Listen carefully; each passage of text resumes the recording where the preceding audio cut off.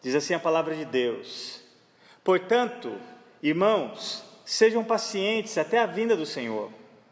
Vejam como o agricultor aguarda que a terra produza a preciosa colheita e como espera com paciência até virem as chuvas do outono e da primavera. Sejam também pacientes e fortaleçam o seu coração, pois a vinda do Senhor está próxima. Irmãos, não se queixem uns dos outros, para que não sejam julgados. O juiz já está às portas. Irmãos, tenham os profetas que falaram em nome do Senhor como exemplo de paciência diante do sofrimento.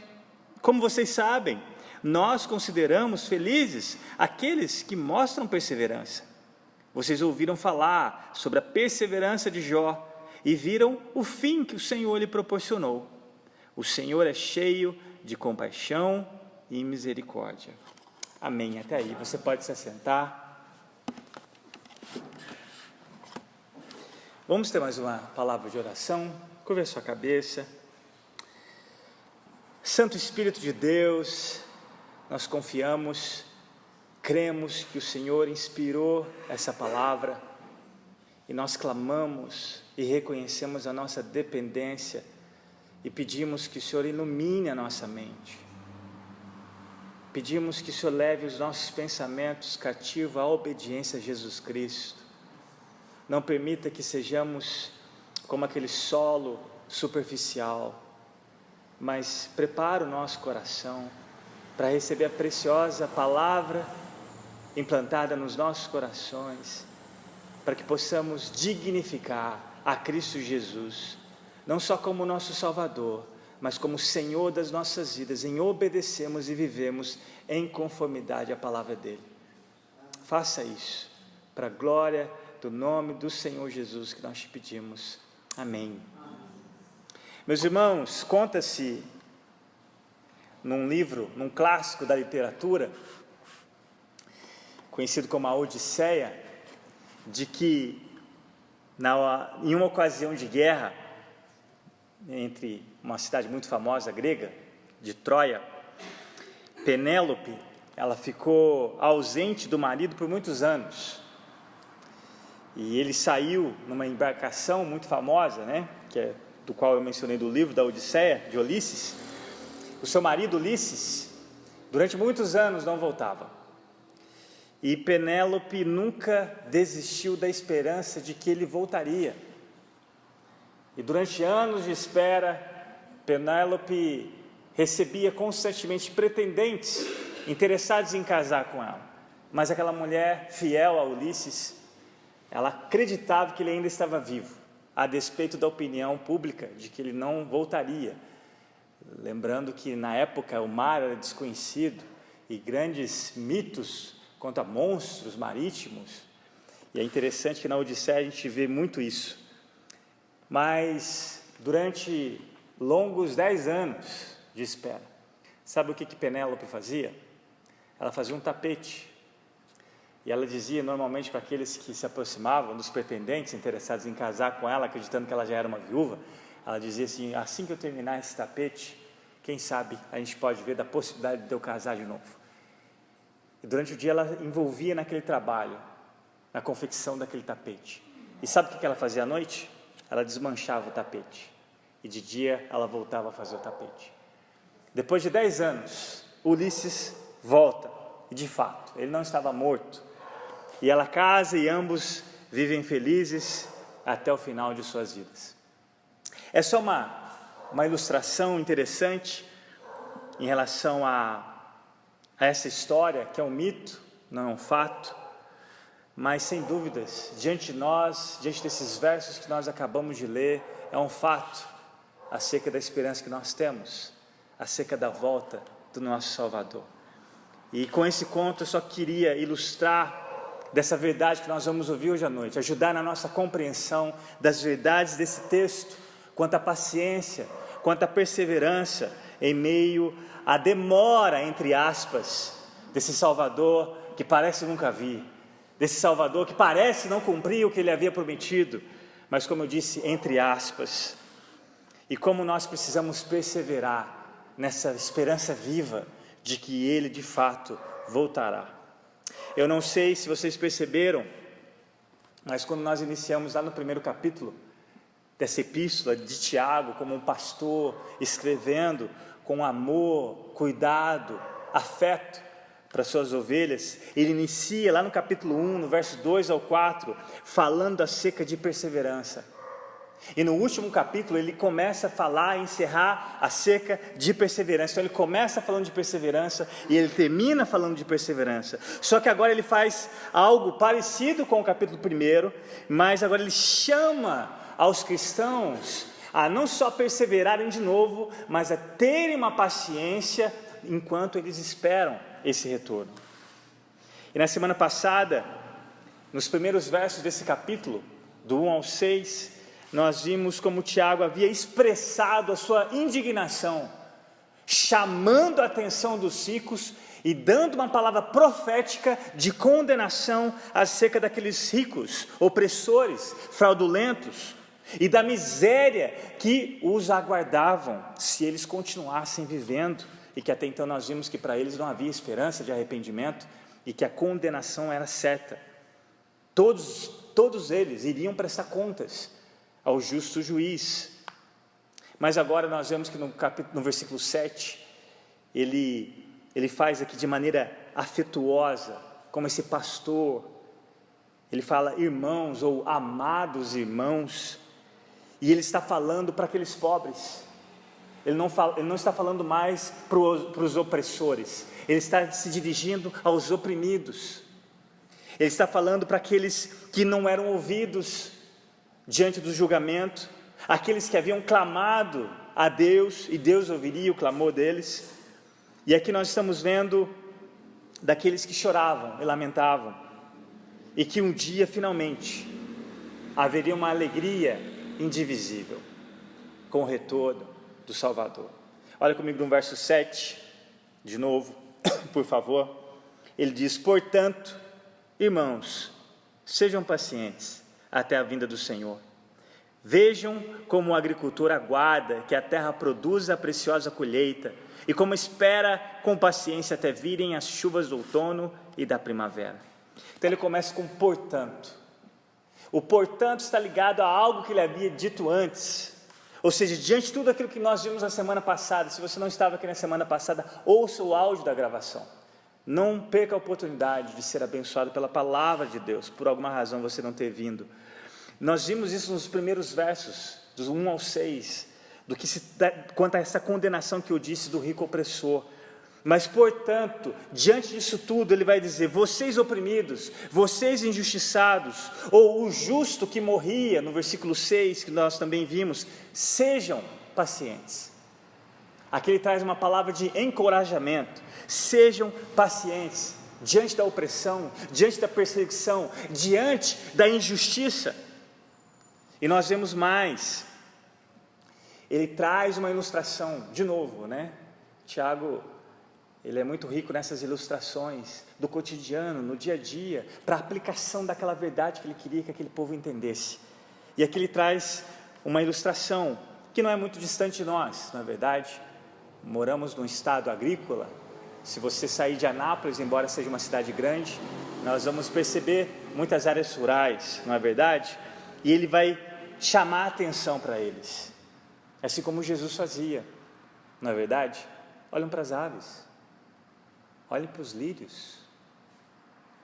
Por que vocês estão ansiosos? Observe a natureza, olhe o Deus que a criou, o Deus que cuida, que sustenta. E aí ele quer aplicar em relação à paciência, essa virtude. Ele fala: olhem para o agricultor, olha a maneira com que o agricultor, ele prepara o solo, ele limpa aquele solo, ele trabalha aquele solo, ele lança a semente. Olha, ele repete 2 vezes, né, a palavra espera, nesse verso que a gente leu no 7º, né? Espera e aguarda, essa ideia de paciência, né? E quando a gente fala de paciência, eu acho que é uma das piores épocas para falar disso, na verdade. Vivemos no mundo da velocidade, dos aviões, dos carros velozes, das estradas duplicadas, né? Que é uma bênção, né? Nada contra isso, mas que você não precisa ficar atrás de um caminhão por muito tempo, né? Agora você consegue usar uma pista adicional. Vivemos no mundo do micro-ondas, né? Das máquinas que não só mais lavam, mas secam, não é verdade? Dos fast foods, o nome já fala, né? Comida rápida. Você entra ali no McDonald's por uma viela, já sai com o seu carro da outra ponta, na avenida ali do Brasil, né, Avenida Brasil, com a sua comida. Você quase não esperou. E mesmo assim, as pessoas insistem em dizer que não tem o quê? Tempo. E muito menos paciência. Hoje em dia, na semana passada a gente viu isso, né? Quase não se vê mais filas. E quando as poucas que ainda existem, as pessoas reclamam se demora, né? Ser atendidas.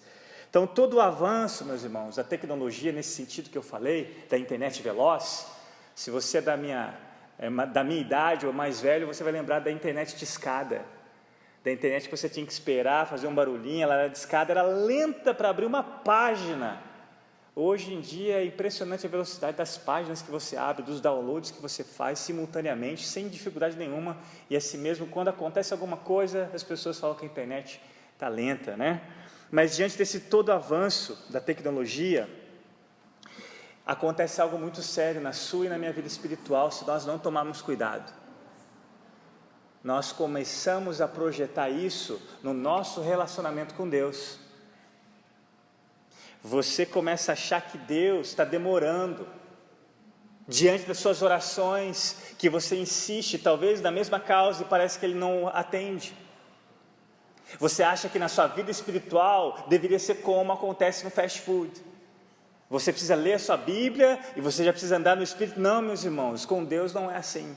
E infelizmente, quando nós falamos de paciência, nós precisamos tomar cuidado com as ilustrações que nós temos. E aqui nós vemos uma ilustração muito boa do agricultor. Essa é uma ilustração clássica. A profundidade dessa ilustração, de olharmos mais para a natureza do que para o que o homem cria em meio aos recursos tecnológicos, que não ajuda muita gente a crescer na área espiritual. E Tiago, ele vai dizer, ele não diz assim, olhe para um computador, olhe para um microchip i5, agora a gente tem um i7, olha para a memória, né, expandida desse computador. Tiago não vai dizer isso. Ou olhe para um funcionário do McDonald's, olha a velocidade que ele faz uma comida, e cá entre nós, não tem muita qualidade na comida. Eu sou um fã de comida ruim, mas eu sei que ela não tem qualidade, eu evito de comer com muita frequência. Então vocês percebem que a velocidade não é sinônimo de qualidade. É por isso que Tiago não fala para esse tipo de exemplo, mas ele fala para um agricultor. Ele fala para nós olharmos para um agricultor. Olhem para ele. Aprendam o tipo de paciência que nós precisamos manifestar e exercitar. Esse agricultor, ele vai plantar a semente certa, no solo certo, na hora certa. Ele vai ter que esperar que a semente morra, né? Que ela nasça de novo, né? Um renascer, ela cresça, floresça, o fruto apareça da semente que foi plantada, amadureça, para finalmente ele poder ter a preciosa colheita, experimentar do precioso fruto. Mas olha que interessante essa dinâmica desse exemplo, meus irmãos. Não importa a qualidade do solo, nem mesmo a qualidade da semente, a não ser que aconteça o quê? Que Deus, de novo, vocês são lembrados quando o Tiago falou da nossa presunção, de não falar amanhã faremos isto ou aquilo? Vocês estão lembrados do que ele disse? Se o Senhor quiser, não só viveremos, como faremos isto ou aquilo. Se o Senhor quiser, a semente plantada vai brotar. Se o Senhor quiser, ela vai florescer, ela vai produzir ao ponto da colheita. E se o Senhor quiser, principalmente, o que depende de tudo isso? Chuva, não é verdade? E Tiago vai dizer que ele aguarda 2 momentos de chuva, do plantio, e adivinha quando a chuva que é boa vem na hora errada? Estraga o quê? A colheita. Ele precisa ter a paciência de que as duas vão vir no tempo que Deus determinou. Mas olha que interessante, meus irmãos, aqui que eu vejo a dinâmica da ilustração. Deus não vai fazer a sua parte por você. Hoje de manhã nós vimos isso na IBD, né? Deus não plantou a semente, Deus não preparou o solo, Ele deu condição para que o homem fizesse. Agora a condição que o homem não tem, Ele vai fazer, que é fazer a semente brotar e mandar a chuva, que até então nós não temos tecnologia nenhuma para produzir, não é verdade? Mas Deus não vai fazer a sua parte por você, embora a condição de fazer a sua parte vem dele, mas Ele não vai fazer a sua parte por você. E é lógico que a dele Ele nunca falha, a dele Ele sempre faz. E se muitas vezes nós não colhemos espiritualmente falando, não é porque Deus falhou, é porque você e eu falhamos e não obedecemos e fazer aquilo que compete a nós. E aqui nós vemos de novo que a falta da chuva pode pôr toda a colheita a perder. Como eu disse, não importa quão qualidade seja aquele solo, quão fértil seja o solo, quão boa seja a semente, mas a falta da chuva arruinaria tudo. É interessante que lá na Palestina, as primeiras chuvas, elas vinham em outubro para o plantio, o agricultor experiente sabia que esse era o período, e as últimas vinham em março, e logo em seguida a colheita. E o agricultor, ele não tem controle, como eu disse, nem do plantio, nem das chuvas, e o que ele tem que cooperar depois é na colheita. Lógico, se ele não colher no tempo apropriado, vai ser desperdiçado, não é verdade? Mas ele precisa do que nisso tudo, meus irmãos? De novo, qual a virtude? Paciência. Paciência. Ele vai ter que ter a paciência para esperar fazer na hora certa, esperar para colher na hora certa. Esperar para que Deus envie as chuvas. Esperar para que Deus abençoe aquela colheita. Esperar para que Deus dê a ele condição de colher. E assim, finalmente, olha a beleza da ilustração. Tiago vai dizer que na espera da preciosa colheita. Por que é preciosa a colheita? Aqui também de novo a gente aprende a dinâmica dessa ilustração, porque tudo aquilo que você espera, tudo aquilo que você investe, a recompensa é muito maior. Já perceberam que na nossa vida, as coisas que nós mais valorizamos são aquelas que mais deram trabalho da gente conquistar? Já perceberam que as coisas que nós mais valorizamos são aquelas que nós tivemos, pela graça de Deus, a paciência de esperar? E já perceberam que as coisas que vêm rápido, vão rápido? É assim, meus irmãos. Assim também é no mundo espiritual. E no verso seguinte, ele aplica essa ilustração, olha que interessante, sobre essa paciência, especialmente pela preciosidade daquilo que nós aguardamos e como devemos aguardar. Olha comigo o verso 8. Sejam também, aqui ele aplicando essa ilustração, sejam também pacientes, não como os exemplos que eu mencionei, do nosso mundo contemporâneo, mas como esse agricultor. Sejam também pacientes e fortaleçam o coração, pois a vinda do Senhor está próxima. Sejam também, ou melhor, da mesma forma, assim como o fazendeiro, com paciência, não só com paciência, mas com expectativa de que você, pela esperança do que você fez e a confiança em Deus, você vai colher o fruto. Com expectativa, sem desanimar, fortalecendo o coração, na expectativa daquele que prometeu é fiel. Não nos seus recursos, não no seu conhecimento, não na sua tecnologia, mas daquele que vai prover tanto a produção quanto a colheita, em enviar a chuva na hora certa. E aqui nós vemos que no final do verso, nós vemos o quão precioso é essa espera e por que nós esperamos. Ele vai dizer, pois a vinda do Senhor está próxima. A motivação de sermos pacientes em meio às dificuldades, aqui no contexto de opressão, de injustiça, de dor, de choro, a nossa motivação em esperar, a motivação de nós não desanimarmos, de não retrocedermos, é saber que Jesus está voltando. É saber que Jesus está voltando. embora seja um tempo determinado, que até então nós não sabemos, pelo menos durante o ministério de Jesus, ele deixou claro, nem os anjos e nem ele sabia, mas o Pai sabia. Agora que Jesus está sentado à direita de Deus Pai, se ele sabe ou não, isso é um mistério, mas tem uma data estabelecida. Você desconhece, eu desconheço, mas há uma data estabelecida. Se é enquanto você está vivo, ou depois que você morreu vai ser ressuscitado, nós não sabemos, mas é certeza. Jesus estabeleceu essa data, o Pai estabeleceu essa data, a data que nós vemos aqui desse juiz, deste legislador, que já está às portas, ou seja, é muito breve. Agora coloca no tempo de Tiago, se na época de Tiago ele já tinha essa expectativa de breve, imagina agora nos nossos dias, não é verdade? Mais próximo ainda desse dia glorioso. E aqui nós vemos, meus irmãos, Tiago ele está enfatizando acerca da volta de Jesus, para instigar neles a mesma expectativa do agricultor em relação ao fruto.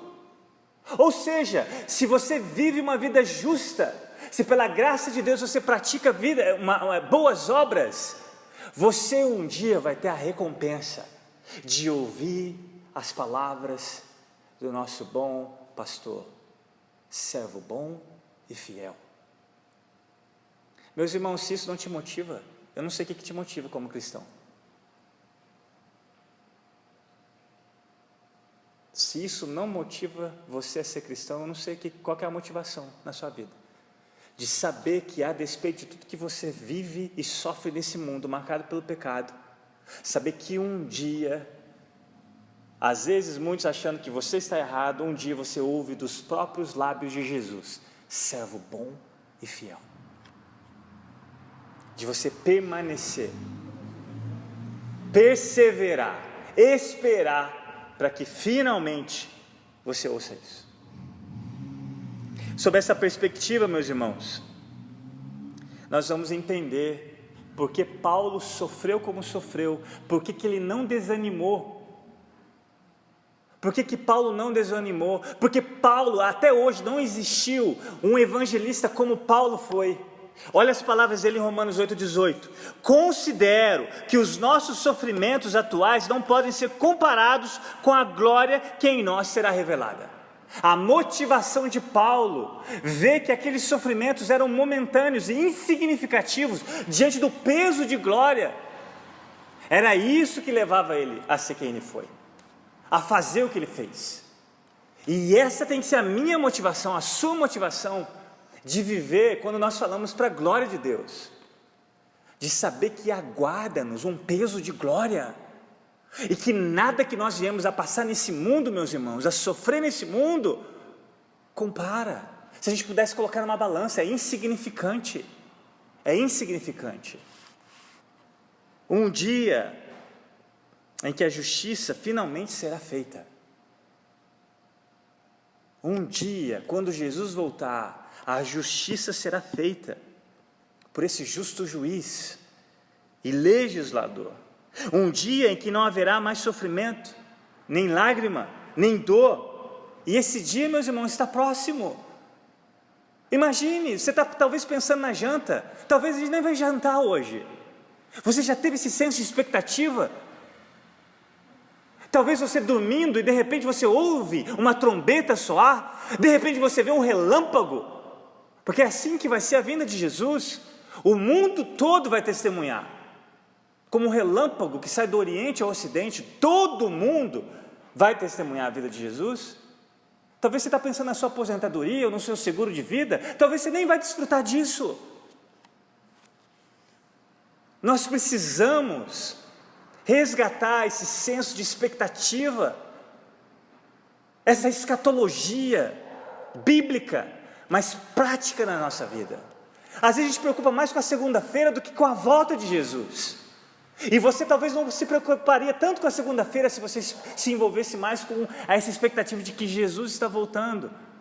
E se você vai poder ouvir essas palavras, se de fato você vai estar sendo paciente, perseverante e fiel a Ele. Eu vou ler o que um comentarista disse a respeito dessa passagem. Ele escreveu assim, abre aspas: Tiago diz da segunda vida de Cristo sob dois aspectos: como uma alegre esperança e como uma temível expectativa. Para os salvos, o Senhor vem trazendo compaixão e misericórdia. Para os ímpios, o juiz vem trazendo julgamento. Tiago diz que a vinda do Senhor está próxima e o juiz está às portas. Ao mesmo tempo em que a vinda do Senhor será um dia glorioso para o seu povo, será também o terrível dia do Senhor para os ímpios. Fecha aspas. Salmo, meus irmãos, 58, verso 10 e 11, olha o que diz a palavra de Deus: os justos se alegrarão quando forem vingados, quando banharem seus pés no sangue dos ímpios. Então os homens comentarão: de fato, os justos têm a sua recompensa. Com certeza, há um Deus que faz justiça na terra. Logo em seguida, Tiago vem com um de seus imperativos, exortando quanto a um perigo iminente. Normalmente, o que acontece quando parece, na verdade, quando nós nos tornamos impacientes na espera? O que acontece, meus irmãos? Qual que é o perigo? Reclamamos, na verdade. Eu duvido que você, se você já ficou numa fila, tempo suficiente, se você não ouviu ninguém reclamar. Se você também não foi um desses que reclamou. Eu duvido. Se você não reclamou, não ouviu ninguém reclamando, me fala onde que é essa fila que eu quero ir lá. E eu espero não ser o primeiro a reclamar na fila. Mas, meus irmãos, olha o verso 9. Tiago vai dizer: irmãos, não se queixem uns dos outros, para que não sejam julgados. O juiz está às portas. Ao invés de murmurarmos, meus irmãos, ao invés de reclamarmos ou nos queixar uns dos outros aqui no contexto de igreja, nós deveríamos trazer à memória exemplos de pessoas que sofreram, que perseveraram, que foram pacientes e que também aguardavam com expectativa a vinda desse Senhor. Olha aí o verso 10, o que Tiago vai fazer? Irmãos, tenham os profetas que falaram em nome do Senhor como exemplo de paciência diante do sofrimento. Meus irmãos, como esses homens sofriam diante da mensagem pela qual Deus havia incumbido. Como eles sofriam descaso, retaliação, quando eles falavam em nome de Deus. Eles eram boca de Deus. Como que eles sofriam? Com paciência. Isaías não foi ouvido pelo seu povo. Ele foi cerrado ao meio. Vocês sabiam disso? Jeremias foi preso, já idoso, jogado em um poço lamacento, sem água, maltratado por pregar fielmente a palavra de Deus.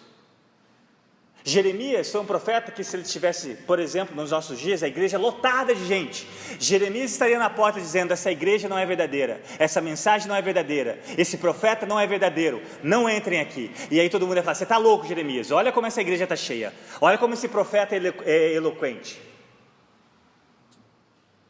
Ele sofreu por pregar a verdade.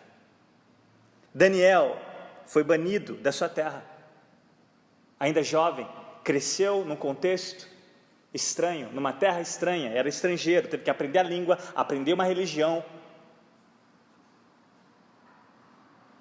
E é interessante que, mesmo idoso, toda uma vida marcada pela fidelidade, pela paciência, pela perseverança, depois de idoso, a sua vida justa o condenou, porque algumas pessoas armaram um esquema contra aquilo que ele acreditava. E sabe o que aconteceu com o idoso? Jogado numa cova de leões. Na velhice ele foi lançado numa cova de leões. Ezequiel também havia sido duramente perseguido, e nós vemos no Novo Testamento o primeiro mártir, Estevão, sendo apedrejado pelos próprios religiosos da época. Diante desse segundo exemplo, meus irmãos, desse rol de pessoas pacientes, Tiago vai nos dizer que todas essas pessoas foram consideradas o quê? Derrotadas? Equivocadas? Não. consideradas aos olhos de Deus como o quê? Felizes, bem-aventuradas. Olha o versículo 11. Como vocês sabem, nós consideramos felizes aqueles que mostraram perseverança. Ou em outra versão, consideramos felizes aqueles que permanecem firmes em meio à aflição. Tiago parece estar ecoando as palavras de Jesus lá no Sermão do Monte. Olha o que Jesus disse: bem-aventurados serão vocês. Quem são esses vocês? Quando por minha causa o insultarem,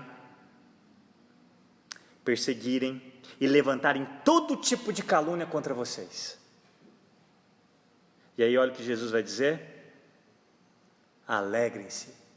No original é saltem de alegria, alegrem-se e regozijem. E aí Jesus também faz o que Tiago fez aqui, traz a memória deles. Olha o que Jesus vai dizer, além da grande recompensa, né, que nós teremos no céu. Ele vai dizer: pois da mesma forma perseguiram os profetas que vieram antes de vocês. Se você quiser também lembrar de Hebreus capítulo 11, está lá uma lista digna de ser lembrado.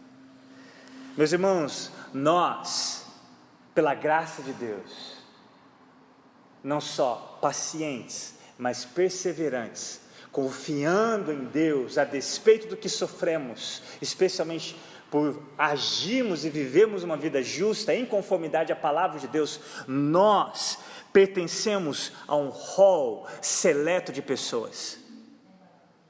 Nós temos o privilégio de fazermos parte desse grupo de pessoas, lá do capítulo 11 de Hebreus. Pessoas que na eternidade olham para nós hoje e torcem para que nós não desanimamos, não retrocedemos. Pessoas que tinham a mesma esperança que você, pessoas que sofreram pelo que eles acreditavam, até o fim, mesmo diante da morte. Eu não sei como você vai morrer, mas uma coisa eu te garanto, porque Jesus garantiu isso para os seus discípulos: a despeito de qualquer situação que você for colocado, a graça de Deus vai ser suficiente para que você não negue, nem mesmo diante da morte. E você pode olhar lá atrás, você vai ver um mapa de 50 países, onde pessoas já estão dando testemunho disso, para a glória de Deus. E o que nós precisamos ser, meus irmãos? Pacientes. Seja paciente, não desista. Tem uma frase que diz que nós somos brasileiros e não desistimos nunca. Esquece dessa frase. Deveria ser: nós somos cristãos e por isso não desistimos nunca, porque a nossa cultura não tem condição nenhuma de nos dar o que nós precisamos para não desistir e para perseverarmos a despeito das dificuldades. Só o Evangelho pode nos dar essa condição, cultura nenhuma dá isso. Um pastor escreveu o seguinte: a vontade de Deus jamais levará você onde a graça de Deus não possa lhe sustentar. Vou repetir: a vontade de Deus jamais levará você onde a graça de Deus não possa lhe sustentar. Ele continua: a nossa paciência em tempos de prova é um poderoso testemunho do Evangelho àqueles que vivem ao nosso redor. Como um agricultor devemos continuar trabalhando, e como os profetas devemos continuar testemunhando. E voltando aqui à penúltima parte do verso 11, olhe comigo, Tiago nos traz seu último exemplo, muito conhecido. Ele vai dizer: vocês ouviram falar sobre a perseverança de Jó e viram o fim que o Senhor lhe proporcionou. Meus irmãos, aqui de novo testemunha que a palavra de Deus é verdade, é verdadeira.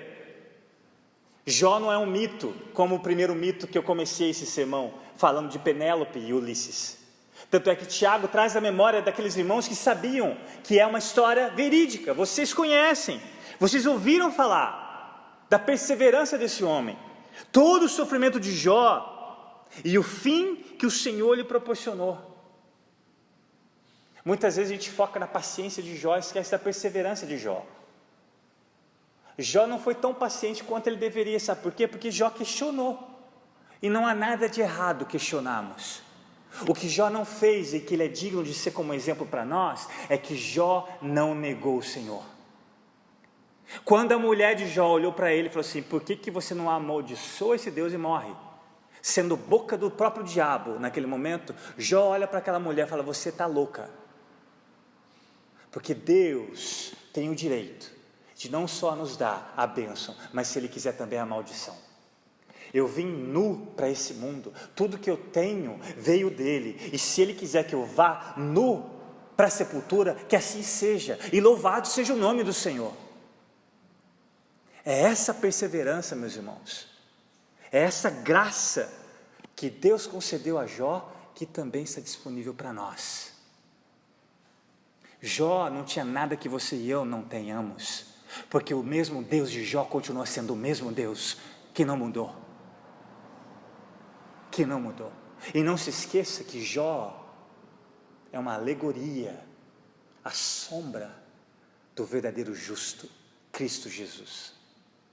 Jó só estava apontando para uma realidade muito maior do que ele estava sofrendo, que é incomparável, que Jesus sofreria até o fim e perseveraria, porque do contrário eu e você estaríamos no inferno agora.